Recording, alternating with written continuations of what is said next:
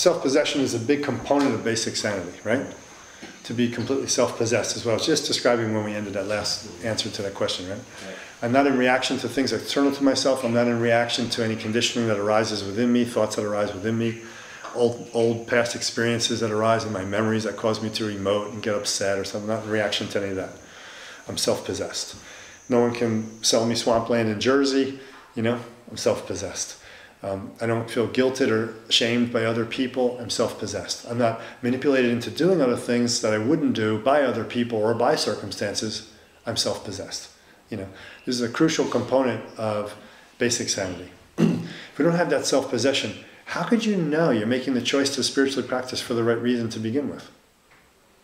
Maybe you're just doing it because everybody else does it.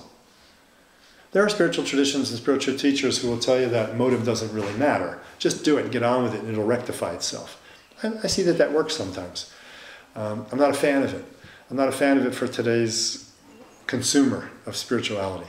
I'd rather see someone really know why they're getting into something, really want to get into something, and not give it up the next week for the next thing. Self-possession includes in it also the idea of really knowing why you practice, for what reasons. And it's kind of funny, self-possession is also knowing that there is no self to possession a certain way, that your self-images are dropped to a greater degree, so that you're doing this for a greater benefit. Because the ultimate motive when you do your spiritual practice is you got to do it for a greater benefit. Most of us start spiritual practice because we want to fix ourselves from some kind of mental, emotional pain and suffering. It's okay. I mean, that's okay. That drives us to it.